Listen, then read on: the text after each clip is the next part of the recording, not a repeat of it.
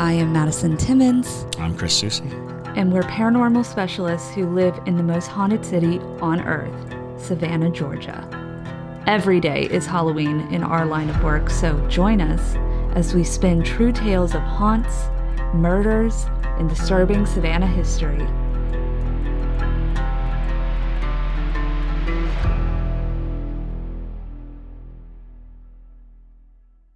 I'm Madison. I'm Chris.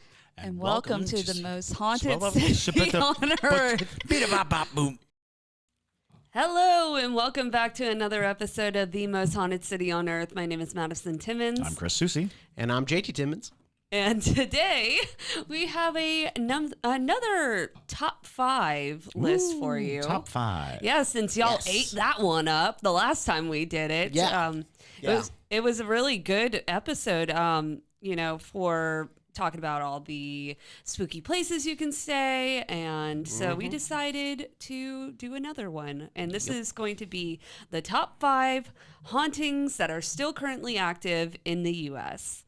Yes. So we're saying in the U.S. because we're going to do one that's outside of the U.S. too. Yeah. We're going to do like a world haunting. Yeah, we might do Europe. We might do Asia. We might do Australia, since we have a lot of probably do us well to break it into smaller chunks, because choosing a top 5 internationally is very difficult. Yeah, picking we'll do the different continents. Let's go for that later on. But Antarctica is going to be weird. Real fast. Yes. Top 5 of Antarctica. Polar bear. Polar bear, the ice monster. So let's see. I have good news for all of you who are listening on Spotify or Apple Podcasts or anywhere where you get your podcasts and not watching. We have a bat now. It's a neon bat behind Madison and Patrick for all the YouTube viewers. Patrick. No, it's Patrick, the bat next to Chris, oh, the God, person. I'm Chris. Thinking. I've only been here the for a winner, year. Sorry, did I call him Patrick? You did. You called him. That's how. We have a guy named Patrick. That's part of our. Anyway, it's a whole thing. So. We asked the Parajunkies what the bat should be named, and let's see, Melissa, Parajunkie Melissa said Batrick. And Batrick, everyone immediately in the comments agreed in the live stream, in the Parajunkie only live stream, that Batrick is the winner. I agree. It is unanimous. Batrick. We have Batrick as part of our studio. Batrick in the back. Yes, Patrick behind us. Yes. All right. So, Maddie, we just have a couple quick, super duper quick announcements, and we will get started with the episode. Yep. So first off, for anybody who is not a Parajunkie, the pilot episode of our radio play that we've been talking about, Beneath the Cobblestones, is going to come out for you guys on October 6th. So you get to start out your spooky month, the first Friday of the month, with the radio play. It's really fun. It's a pilot episode of it. It is. So it's really fun, and Chris and I are both in it. So you'll get to hear our voices in a different capacity. Yes. We're actors. We're actors. Performers. Although it's strangely based upon us, so it is strangely based upon that different. Yes. They are heightened versions of ourselves, basically. Yes. But anywho, and then if you're a Parajunkie, you've already heard the pilot episode, of course, and so you will be getting the second episode. Wait, drum roll. The week of October 8th. Woohoo! Yes. So you will be getting the second episode. So if you want to hear the pilot episode before October 6th, go become a Parajunkie. It's already up there for them. And then you will immediately be able to pretty much get the second episode as well. So yes, we actually record it this Sunday. Mm-hmm. Yep. So that's super exciting. You're not going to want to miss that for sure. And then also the $20 tier Parajunkies are going to be getting a nice spooky surprise from us. Yes. Exclusive merchandise that you can only get if you are that level of Parajunkie, so the ultra Parajunkies, if you will, and we are going to be shipping those out soon. And then last but not least, For the entire month of October, Chris and I and Eni are going to be doing a thing we like to call Tuesday Terrors. Boogity boogity. Yes, Chris, do you want to explain to them what Tuesday Terrors are kind of going to be? So basically, every Tuesday night in October, we're going to be hosting a special event at King Oliver's Creole Jazz Bar, which is a pizza joint that just opened up on MLK here in Savannah, Georgia. And we're going to be doing ghost stories and ghost hunting demonstrations and Q&As, and there will be pizza. Pizza. There will be pizza.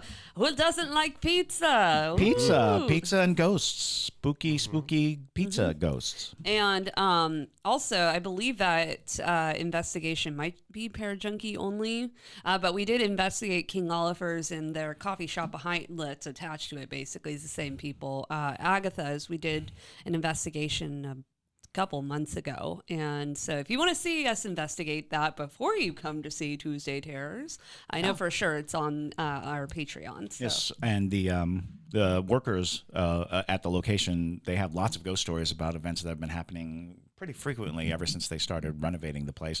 So there's a lot of really good haunted vibes at the location.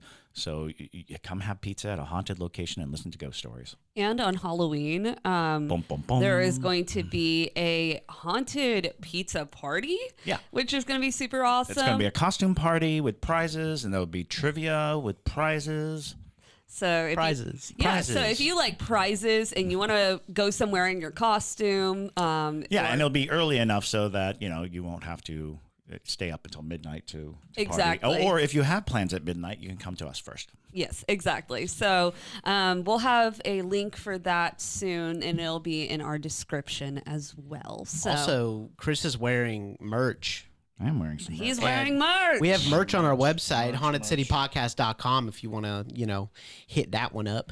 But anyway, let's go ahead and get into the top 5. It is definitely no surprise that our last top 5 episode is our most listened to episode of the last 2 months. Excellent. Yeah, which is it just people skyrocketed. People enjoy a good list. I love a good list. I love a list too. You tell me top 5. You tell me top 10. I'm invested. Yes.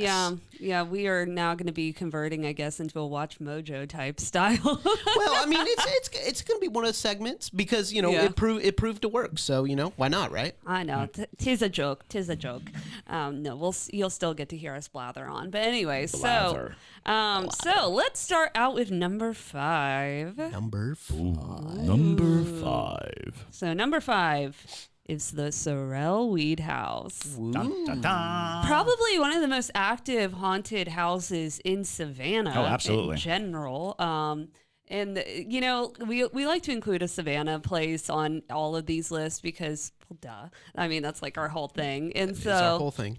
And so when I was trying to figure out which one to include on this, I was like, that's very tricky because we have so many active hauntings in this city. But just by sheer volume of how many hauntings or how many spirits are commonly seen in the house, and also how often they catch them on photos and in videos and on security cameras and all sorts of things. It seems like a pretty good fit. And if you put any stock into it, it is one of the most visited by haunting television shows places. Yes. You can see episodes of Ghost Brothers, of the original Ghost Hunters. Taps went there. The BuzzFeed guys went there. So it is so widely known as a haunted location that it garners people visiting from all over the country to have these very intriguing experiences too. I want to say that the first Halloween live ghost hunt of the Ghost Hunters was at the Sorel Weed House. And I remember Savannah was kind of like a buzz about it because we were just catching up to what the Ghost Hunters were at that point. But it was an amazing episode, and I think that just about everybody who does go there gets really impressive evidence, personal experience too. Absolutely. Yep. And we have a Parajunkie. We have a Parajunkie exclusive of us being in the Sorel Weed House alone, like an older one. So yeah, Like that was awesome. I remember you went there, Madison, and you came back, and I remember very specifically. I'm like, how was it? And because she took a tour just to try to get the history so she could tell the correct stories for the episode, and she goes, that place is so unbelievably haunted. I saw so many spirits in there. It was insane. It was palpable. Well, it's funny too, because there are spirits there that aren't even associated with the Sorel family, which is quite compelling, to say the least. There's like a little girl spirit who's my favorite. I tell her about her or talk about her on every tour I give usually, and her name is Sarah. Apparently, she's like 7 years old or so. She is not the daughter of Matilda and Francis, so which a lot of people would immediately think. But nope, she has literally no attachment to the house. She's just there. Yeah, for a long time, people just naturally assumed the child was a family member, and that was like a common story that was folded in. But the interesting thing was many people experienced this child, and so much so that they started thinking, oh, well, this must be a child of the family. But yeah, you're right. She seems to be just a spirit that latched on, possibly hitchhiked in with a visitor. Yeah, and she hides under the furniture, and so the way they explain it is that she likes to play hide and seek, which I'm like, that's the worst thing you could do as a child spirit. Like, that's so creepy. It's incredibly I was about to say, it's the best thing you do as a spirit. It's the worst thing for the living to have to deal with. Yeah, and so she, I didn't know about Sarah until I went down there to do the tour and stuff before we filmed, and I was standing by a piece of furniture, and I looked at Audrey because I had felt what felt like a butterfly fluttery feeling, and if you've ever been touched by a spirit, that's kind of what it feels like. It's it feels like an electric tingle of sorts, if you will. And I looked at her, and I'm like, is there like something that touches people down there? And she goes, oh, that's Sarah. And I'm like, great, she has a name. And that's another thing is, I think that, and if you go to most places, you'll find that the child Sarah ghost is kind of common. Sarah is a name that oftentimes comes up when identifying a young girl ghost. I think there are at least 3 locations that have a Sarah here in Savannah. I think the Espy House has a child named Sarah, and so you hear the name come up, and it's interesting because the question then comes: is that like something in our consciousness that just kind of needs to identify, right? And so we start to come up with these names, and if that has influence on things that people find in evidence, like when you're sitting there and you're trying to do a spirit box or things like that, if you're trying to formulate an answer, which is why the Estes method actually developed, was because you start to actively listen for like a girl's name or for something. And it could come through that way. So I find it interesting because I don't think there's any record of the Sarah child ghost, like connectively, like, oh, well, a block away or right here in the square. Or so I do think that that it's interesting. Sarah is a common child ghost girl name, and it's like, oh, it's almost like an identifier, like the lady in white or the lady in black or the gray woman. You get to that place where a lot of times children's names are associated that way. So if you haven't listened to our episodes on the Sorel Weed House, to give you a little bit of background on just a very, very brief history, and it's going to be the same way with all of these places. We'll do a deep dive into all of them, but just for the length of this video, we're just doing a brief overview. So the Sorel Weed House is obviously located here in the historic district of Savannah, Georgia.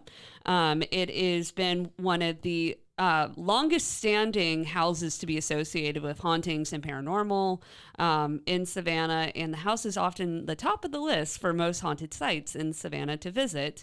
So with the background, the house was built between like 1835 to 1840. And it was a house for Francis Sorel, who was a merchant and shipper. And the house is in like a Greek Revival Regency style house. It stands out for sure. It's also the ugliest color of pumpkin orange is what they like to call.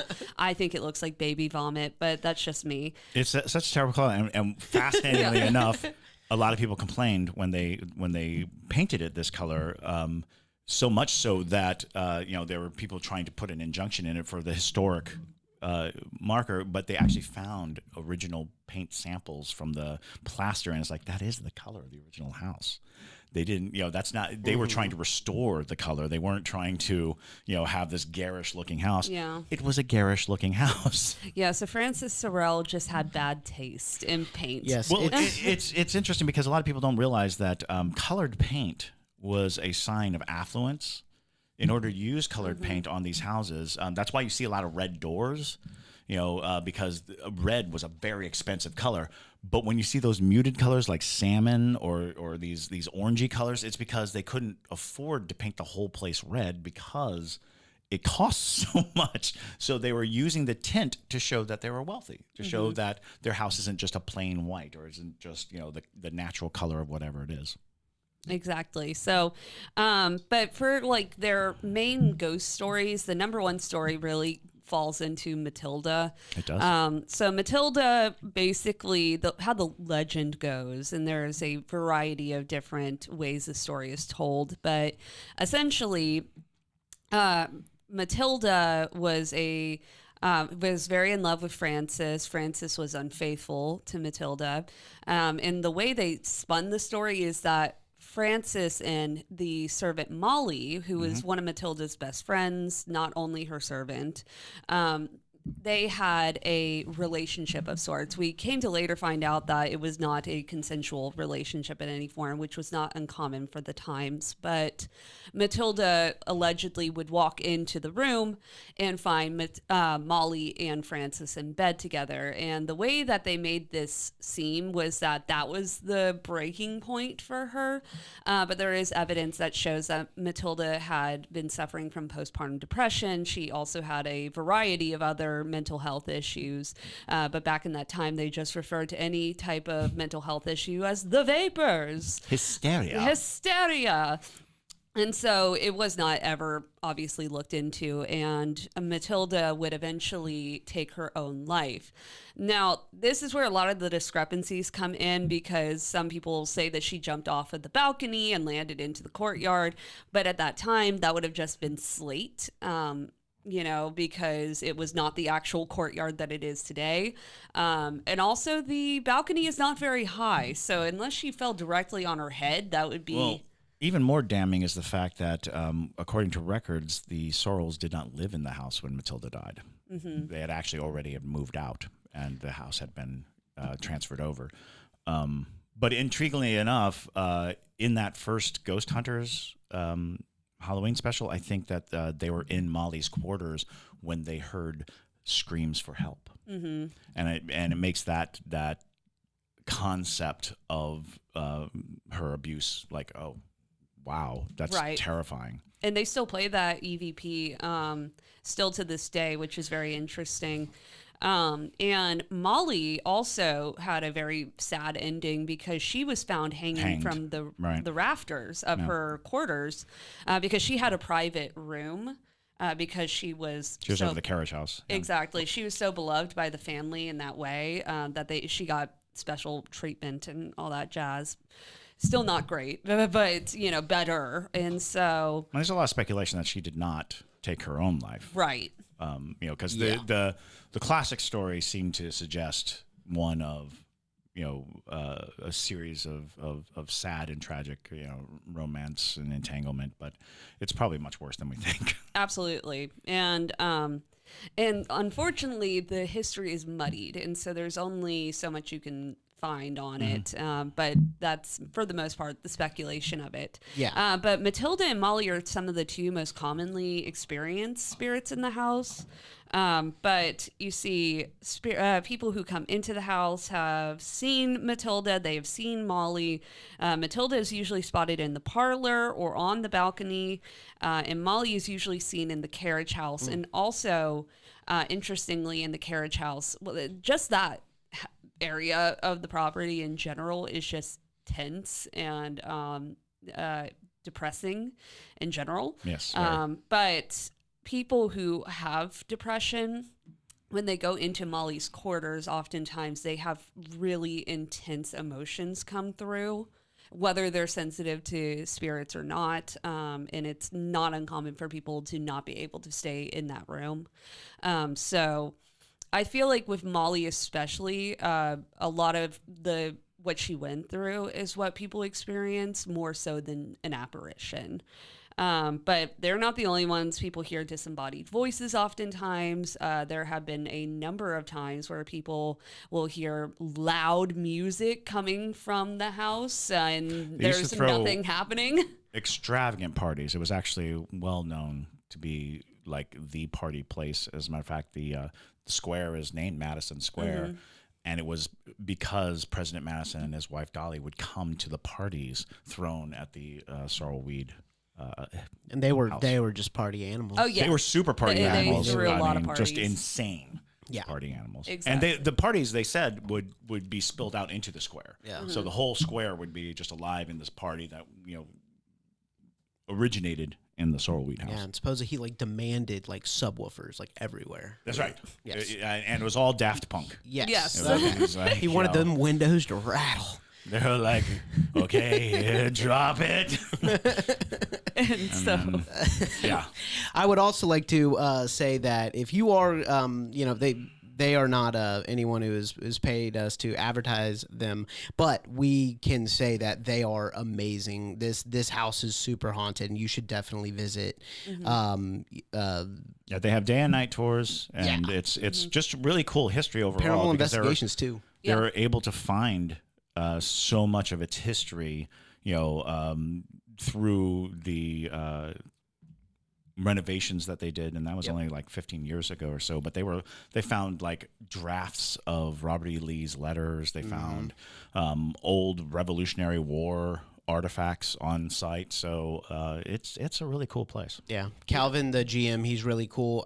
He actually, before we had a legitimate following, he sat down with us and let us have the entire house to ourselves when we were really small. We weren't like how we are today, to where we can, ask for that and, say we have a following, and this is how we can kind of, pay you back, right? Is to, show our listeners this place. But he looked past that, and he was like, no, you can just go ahead and do it. And he gave us he was the first haunted house to give us our start, like Sorel Weed House. So mad respect to that. Yeah. But anyway. But yes, and they do a really good job of, they are constantly updating the tour with new information they find, and they try to make sure that the story is as accurate as possible, and they don't sugarcoat it, which I appreciate as a person who loves history. And when you go on a lot of ghost tours, a lot of times they'll gloss over some things just because they're unpleasant. Well, Savannah had a long history of avoiding those ugly subjects. Exactly. But unfortunately, it's the case, especially with this house. And so good on them for, being truthful to it. And it goes a long way in my book, at least. But anywho, so they are number 5. And if you are in Savannah, you should definitely visit that one. But number 4 is going to be Bobby Mackey's Music World, Woo! Which I know some of our para-junkies who are a part of the Paranormal Society of Savannah, they just went to Bobby Mackey's, actually. Yep. Should have them on to talk about it. Oh, absolutely. All right, we're going to do that. Yeah, it's a wild place. Not just because it's in Wilder, Kentucky. But yeah. Wow. Yes. Yeah. Can you tell I've been a ghost tour guide for a long time? I know, right? Lord. Worse than me today. Yeah. Puns. But yes, it is in Wilder, Kentucky, which Kentucky in general apparently is just teeming with these... Teeming with the demon. Teeming with the demons. And so... Bobby Mackey's is a nightclub that is often referred to as the most haunted nightclub in the U.S., there are tales of murder and suicide and satanic rituals and all the fun things tied to the location. And there's the legend of Joanna, who was a dancer who allegedly committed suicide there in the 1950s. And so a little bit of background on it. Before its current incarnation as a music venue, the property had a varied history, and it has been the site of a slaughterhouse, a roadhouse, and even reportedly an illegal casino. So it's always had its hands, for the most part, in rowdy crowds, which it's not unheard of or unreasonable, in my opinion, that nightclubs wouldn't be more haunted, because you're getting a lot of people that come through, some not great people oftentimes, especially in these more like rough and tough types of places. And so that's a lot of energy coming through and a lot of crazy things that I'm sure those walls have seen. So God, yes. Yeah, absolutely. So the first portion of this would be the well, which is the basement of the building. The ground zero. Exactly. Which is reportedly contains an old sealed over well that is central to many of the site's ghost stories. Some believe that it was used to discard animal remains when the site was a slaughterhouse, and there are legends suggesting that it may have been used to dispose of human remains during its more tumultuous days.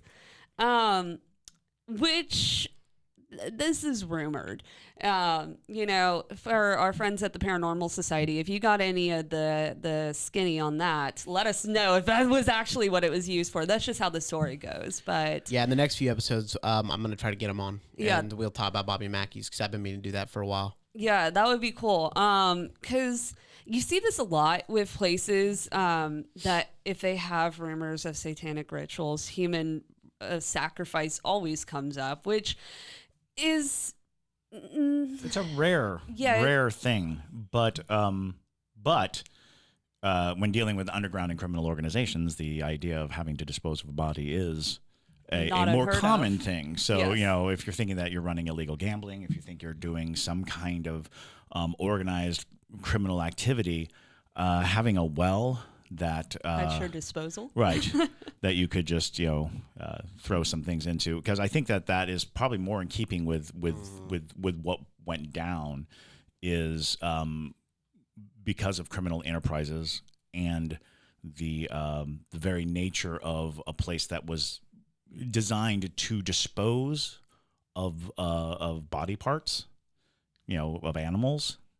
It would make sense that would be the right end. Place. But since there has never been a report of them recovering like bodies from the well, it becomes more about the legend than it does about the truth of what happened there. But if that is the truth, like where they did dispose of bodies, it would make sense why a lot of the hauntings are attached to that. Absolutely. Because, that's like one of the best ways you can get a ghost is, improper use of burial of the body. Exactly. Yeah. But Pearl Bryan is another famous legend tied to Bobby Mackey's. And so in 1896, her decapitated body That's the one I always remember. Oh, yeah. Was found in nearby Fort Thomas, Kentucky. 2 men were convicted and hanged for her murder. And though her body was found miles away from the nightclub, legends connect her ghost to Bobby Mackey's, primarily because her head was never found.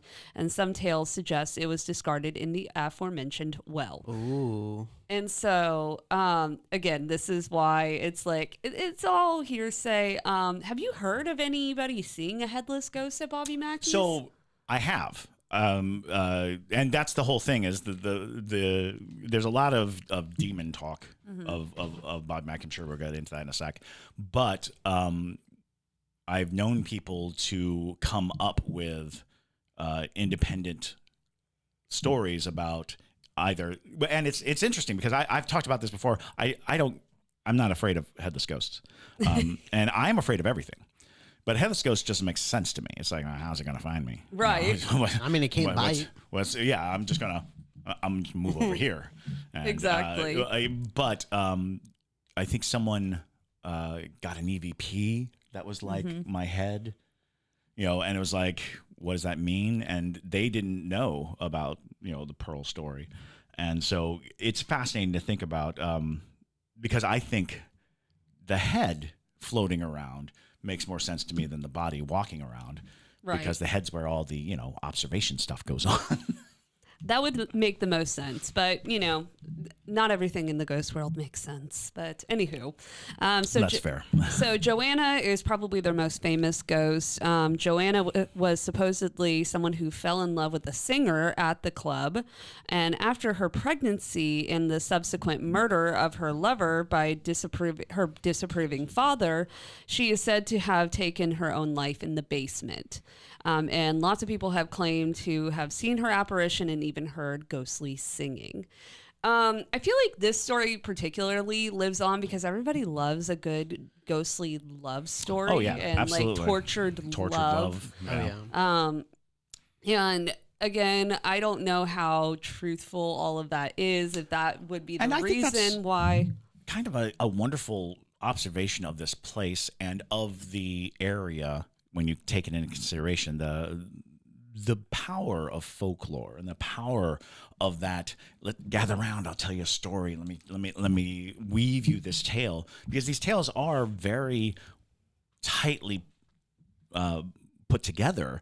But then when you really look at them, it's like, well, I can't find the pieces that are stuck together to make this story true. However, that does not alter people's experiences. Exactly. People start having these experiences, and it's like, well, that's because there's a lot of people telling these stories. There's a lot of people investing their mind energy and manifesting this legend, and those legends become strong. They become what a spirit might adhere to. If a spirit is sitting there and it's some middle-aged man like in the corner going, I wish people would pay attention to me.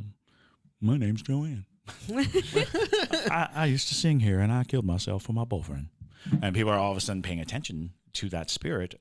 That becomes more than enough motive for a spirit to inhabit these things. And we keep coming up with story after story of people encountering things, and we're like, well, we know it's patently not true. Slender Man does not exist.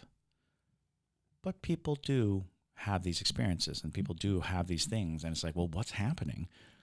It's because there is enough draw and enough belief and enough people focusing on it that, those, low energy spirits that don't have any source of, attention are like, I'll be Slender Man. I don't mind.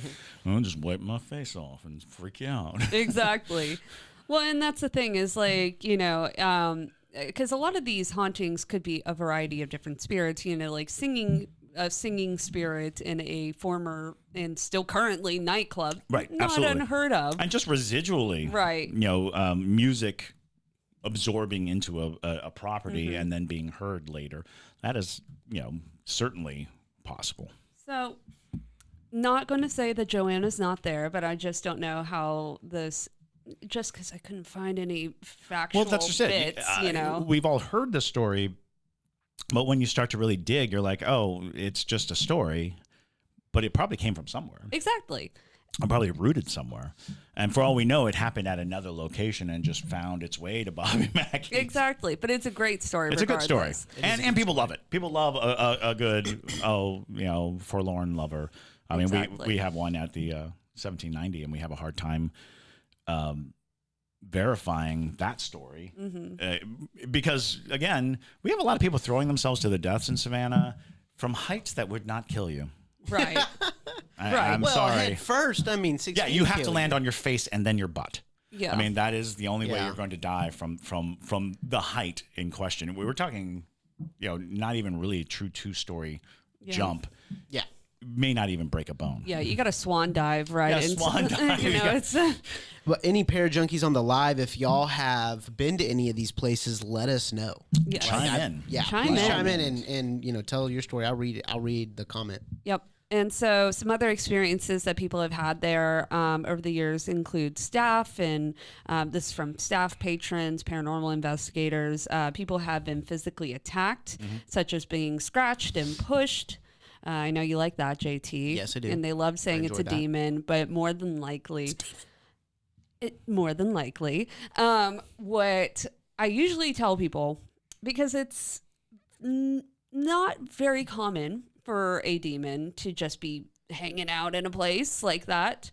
A lot of times what it is these investigators, and I'm not going to name any names, but these investigators come in and they act a fool and they yell and they act insane. And imagine, because they did the same thing with the Sorel weed house and they tried to claim there was a demon down there and there is not.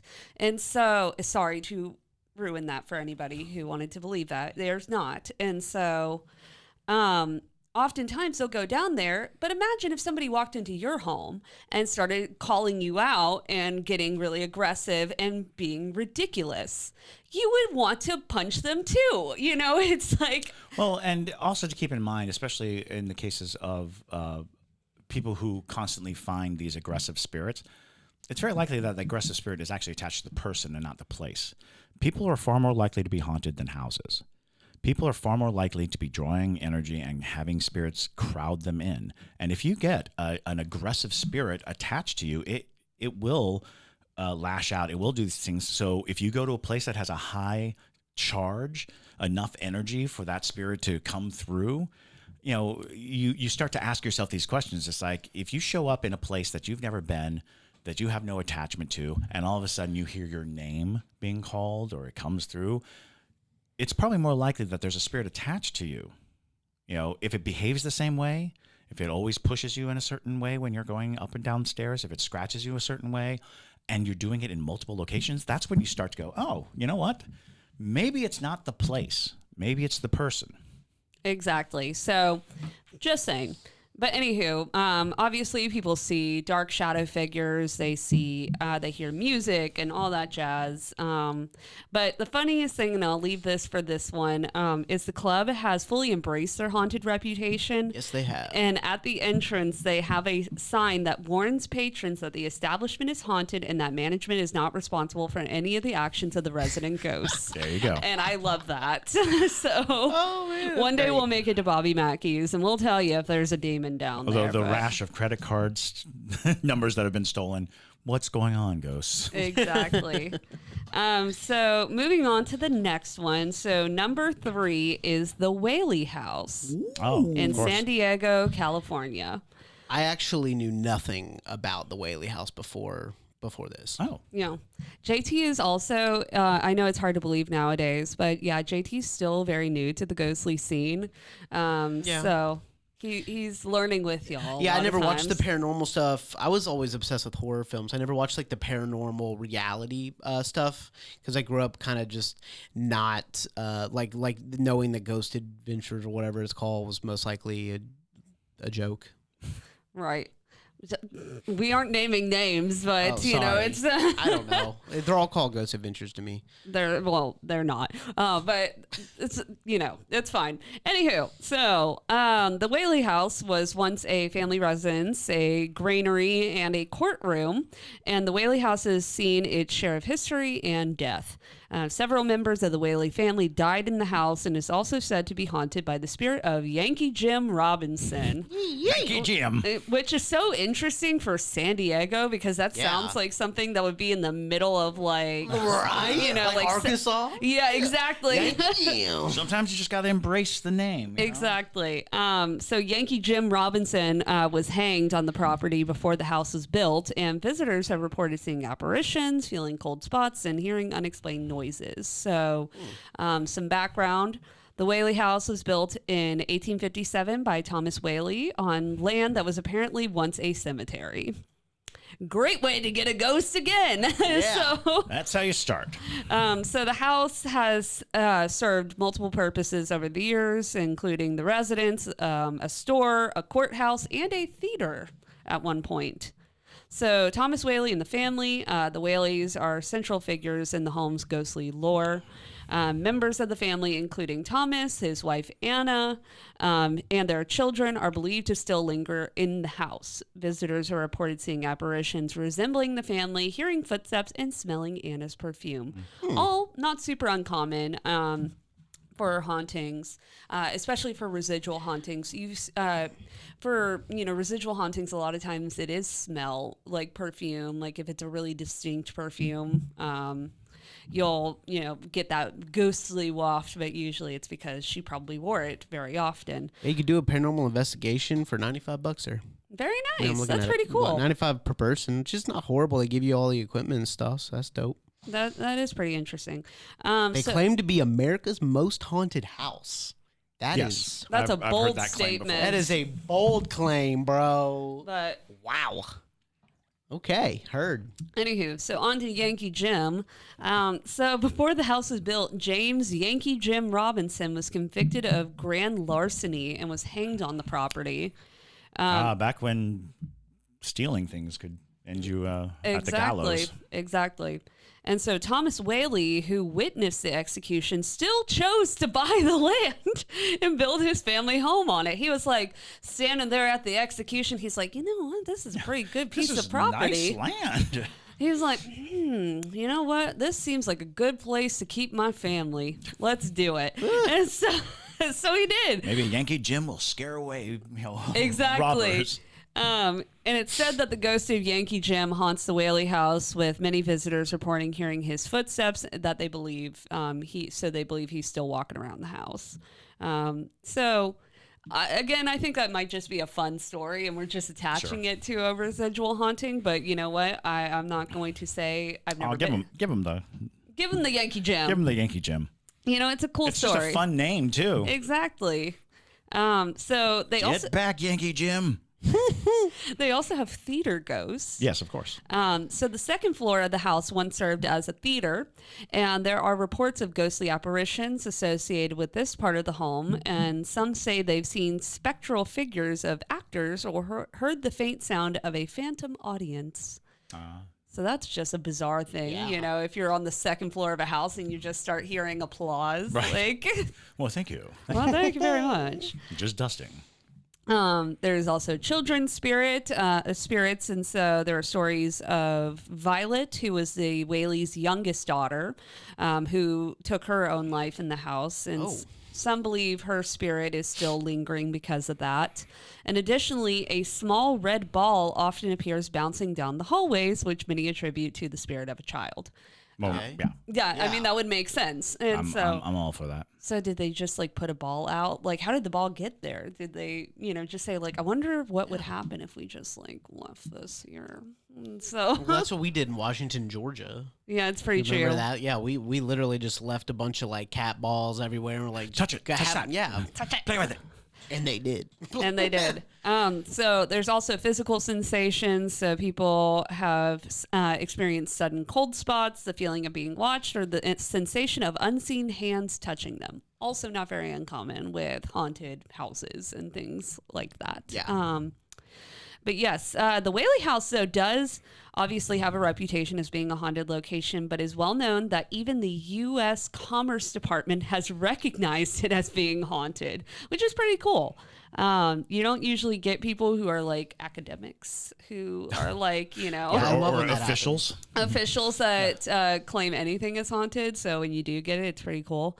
But like JT said, that you can investigate there. They have preserved the house as a museum. Yeah. And so it is open for tours to the public, and they do the ghost tours as well in the investigation. So that's pretty awesome. Yeah, real fast. They give you a K2 EMF meter, a Flux 2 paranormal response device, Spirit Box SB11, FLIR thermal camera, 2 dowsing rods, and a GS2 laser grid system. So you get hooked up. No, that's pretty good. That's pretty. That's not just like here's That's your good kit. EMF reader. Yeah. Exactly. No, that's a really good kit. I respect. So, yeah, if you're in California, maybe go check it out. Yeah. So, number 2, taking it back to Kentucky, going to Waverly Hills Sanatorium. Oh, yeah. Which actually Waverly somebody on the fan base page. Yes. Oh, yeah, just pointed at the Lorenzo. Lorenzo. Oh, yes, it was Lorenzo. Yeah, it was Lorenzo. Hold on, let me pull up. I'll pull up his post and show it to him.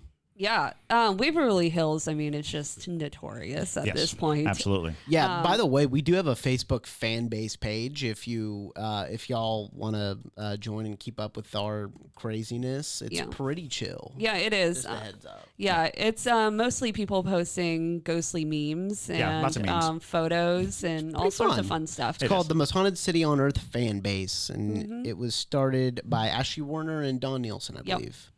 So Originally, the sanatorium was a 2-story hospital for tuberculosis patients, and it's estimated that tens of thousands of people died there. This is in Louisville, Kentucky, by the way. I don't know if I mentioned that. And the reports of hauntings are numerous, from ghosts of a nurse who hung herself. For some reason, that seems to be the thorough line with all these locations, is somebody had to like themselves, but I think that just happens, anytime some places refer to as haunted, somebody always adds into the mix that somebody took their life. Yeah, exactly. But anyways, all the way to sounds of children playing. The death tunnel or body chute, where bodies were discreetly removed from the hospital, is particularly infamous. So some background, the sanatorium was opened in 1910 to accommodate the growing number of tuberculosis patients in the region.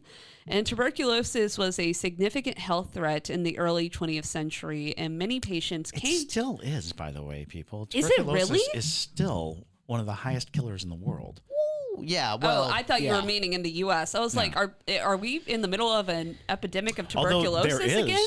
Still a lot of Americans who die of tuberculosis every year. Weird. And we have treatments for it. Oh, well, hopefully they aren't the same as Waverly Hills, but it was a particularly bad time in the 20th century, and many patients came to Waverly Hills in hopes of a cure. Unfortunately, many did not survive, and estimates vary, but some sources suggest that tens of thousands may have died there over the years. So the death tunnel or body chute, what everybody likes to talk about with this. This is a tunnel that stretches from the hospital to the railway tracks below, and it was initially built to transport supplies to the hospital. Just like many old hospitals like that. That's why we had the tunnels over in Forsyth to go from the funeral home over to the Chandler Hospital to the Mary Telfair Hospital. And so it was so that you could just not have to walk. Practically the entire sewer system of downtown Savannah was formerly commerce tunnels. Exactly. They would just bring things from the river so they wouldn't have to hoist them up onto... because we're on a bluff. So when you get in on the river, they would take them out and they would literally put them into tunnels that went out into the downtown Savannah area. So a lot of downtown Savannah's gas lines and sewer lines, everything were actually built into the infrastructure of those old commerce tunnels. And they also transported dead bodies underneath dead bodies. Yeah. Well, because you don't want to bring a dead body out into the middle of Forsyth Park. Hey, buddy. So, but anyways, however, due to the high number of deaths at the facility, it was often used to discreetly move bodies out of the sanatorium to avoid demoralizing patients. Again, which is how it always goes when you have high death tolls. And that was also how the morgue tunnels ended up becoming, or in Savannah at least, how they ended up becoming just a dumping ground for bodies because they had too many of them. And they're like, where are we going to put them? Just put them in the morgue tunnels. So, anywho. Alex Machado said at Waverly Hills, whenever someone goes on one of the ghost shows, it's so active. Yeah, it's very true. I'm sure. It's very true. Yep. Yeah, I would like to go visit it. Honestly, eventually. we could. I was looking at the prices. Private investigations, which is 8 hours, is $1,100 in every month but October. In October, it's only $50 more than that. So $1,100, you get the whole spot for to yourself for 8 hours. There you go. Not bad. Not horrible. So. One of the rooms that is said to be the most haunted is room 502. This room is frequently cited in ghost stories connected to the sanatorium, and legend says that a nurse hanged herself in the room, and another nurse who worked in the same room supposedly jumped, or was pushed, from the balcony. Both deaths are said to have been the result of unplanned pregnancies. Interesting. Mm-hmm. Visitors claim to have seen apparitions and shadows or heard unexplained voices in and around this room. So, quite interesting. And also bizarre. I never had, before doing this research, never heard the unplanned pregnancy side of things. So, quite interesting. But many visitors also report feeling and seeing shadow figures that move quickly across walls and hallways. And the shadow people are often associated with feelings of dread or unease. There also are children's spirits because children also died of tuberculosis during this time. So I think that was the picture. Yeah.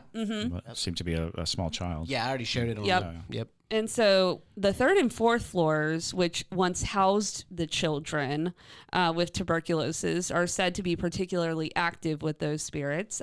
Visitors claim to have heard the sound of children laughing, playing, and sometimes crying. A ghostly boy with a leather ball and a girl with no eyes are among the frequently reported apparitions. You know, I'm going to say, Chris, would you be open to going to this place? Oh, absolutely. I'm going to go ahead and say, if we can, let's see, if we can break by early October, if we can do over, let's see, 140 parajunkies, we'll go. Yeah. Okay. We'll do it. We'll do the private one. Absolutely. Sounds good. Yeah, it sounds like a great time to me. I've always wanted to go because I have family that lives not too far from Waverly Hills, and I just have never made it over there, but eventually. Yeah, right now we have 124 patrons. If we can do 16 more. we can do 16 more, we will go. Yes. Like, for real. Start nudging do your it. friends. Yes, make it happen, y'all. If Let's you do are it. on the edge, let it go. be your pushing point. So, also, over the years, numerous people have reported a range of phenomena from cold spots, disembodied voices, doors closing on their own, to full-bodied apparitions, like the photo that someone shared on, or that Lorenzo shared on the Facebook page. Yes, and as JT was saying, the sanatorium obviously is no longer a functioning hospital, but it now is used to host tours, and they also do the overnight paranormal investigations. So if you are on the edge of becoming a parajunkie, think about becoming one, because I would really like to go there. So. Yeah. Also, Melanie Ellis, Parajunkie Melanie Ellis said, when I went a month ago or so, we did get some interactions with what we believe was a child ghost playing with the balloon we put lights in. They would move the balloon on command. That's pretty cool. That is super cool. And what Melanie. a cool concept Yeah. for right? a tool. Yeah, Yeah, absolutely. heck yeah. Yeah, You yeah. need to be thinking out of the box like that. That's inspiring, Melanie. Seriously. Well, and I love so, that. especially with children's spirits, you kind of have to think out of the box with things like that, which is why the Boo Bear was created. Although I will say, if you go on Etsy, if you're just looking for a good laugh, go on Etsy and look at REM pods. Oh, sure. Because people Trick make some out. people make the most bizarre REM pods. Really? yeah. There's one that looks like Reagan from The Exorcist. Yeah, look them up. It's so funny. There's No a Chucky way. one. There is like all sorts All right, of I'm stuff. doing it now. Yeah, do it. It's But fun. you know, the brilliance of a balloon is how affected it is by the slightest pressures, because oftentimes people put down a ball, and a ball is a pretty solid object. You Right. know, the amount of energy it takes to move a ball versus trying to move a balloon. Is like boop. Yeah, we saw that when we were at the Lake Shawnee amusement Yeah. park with the pinwheel. Yeah. It was so easy to get that spirit to interact, even Right. though it was broad daylight, because it's a pinwheel. I mean, it doesn't take much energy, but he was getting it going. So Oh, yeah, you know, these are cute. they're fun, right? Yeah. Anyways, are you showing Yeah. them? Oh, I'm showing them. You can move on to the next one. Okay, and so on to number one. Number one. The Sally House in Atchison, Kansas. Yes. Kansas is also a very, very haunted Oh, so place haunted. because them corn-fed ghosts, they are Them cornbread ghosts. they're intense. Well, surviving in the climate in that area, you had to be very hardy. So the spirits are hardy too. Exactly. So the house is said to be haunted by the spirit of a little girl named Sally, who allegedly died during a botched appendix operation. Future occupants have reported being scratched, seeing apparitions, and experiencing unexplained phenomena. Oh. So the background, the house is located at 508 North 2nd Street and was built in the late 1800s. It's a simple 2-story brick home. So the origins of the haunting is allegedly connected to a young girl named Sally who supposedly died in the house during a failed emergency surgery on her appendix. And according to the story, Sally was brought to the house when it was occupied by a doctor with severe abdominal pain. Believing it to be a burst appendix, the doctor began surgery but made an error. Sally died from her injuries and is believed to haunt the house out of anger and confusion. So experiences, occupants and visitors of the house have reported a wide variety of paranormal occurrences, such as apparitions of a young girl believed to be Sally, as well as other spirits, objects moving or being thrown without explanation, unexplained noises, including footsteps, giggles, and whispers, and then physical attacks such as scratches appearing on individuals, especially in the case of the Pickman family who lived there in the early 1990s. The Pickmans' experiences brought significant attention to the house.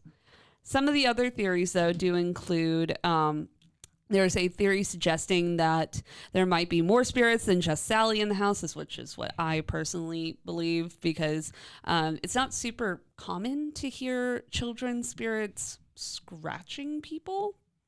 And also, just by the way that she died, I don't foresee that as being a reasoning for her to be lashing out to people. It sounds like the attention, or even just the fact that there is a child spirit there in general, could have attracted something more negative. And there's something terrifying of the idea that the surgery may have been so traumatic, and the nature of it could have been just feeling like an absolute attack. You know, a lot of people, when they talk about the human sacrifice and what you're trying to get out of a human sacrifice, you're trying to lengthen the amount of time between being alive and being dead that you can actually utilize the door between the worlds to curry favor. So if it's a suffering death, that door opens and stays open for a while and things can come through. And if there's a child at the center of it, children are, so tempting for denizens of the dark because they shine so brightly. And so if a child is suffering, then they come to feed on the suffering. They come to feed on, the diminishing light. So it is possible that the very act of performing a surgery that gets botched could be, in a way, a summoning of a darker, series of spirits. Exactly. And some believe that the spirit of an older woman, possibly connected to some ritualistic practices, also resides there. This theory stems from experiences and an EVP session that happened where they apparently picked up on an older woman. So if you want to visit this house, the house is open for tours and paranormal investigations. So if that is something you are interested in, if you live in Kansas or Nebraska or any of those general regions, it's worth the trip. I've known a lot of people who've gone. I was just saying corn-fed regions. Those because you are like a corn-fed ghost. Well, they are corn-fed. I'm done, bro. Chris is like, all right, sure. They all ate That's corn solid. out there, so therefore they are corn-fed ghosts. I don't know what to tell you. Yeah, it's their number one crop. Yeah. All right. I mean, yeah. Okay. Technically, sure. Oh, right. boy. I mean, anywho, so that is our top 5 list for the most active hauntings in the U.S. currently.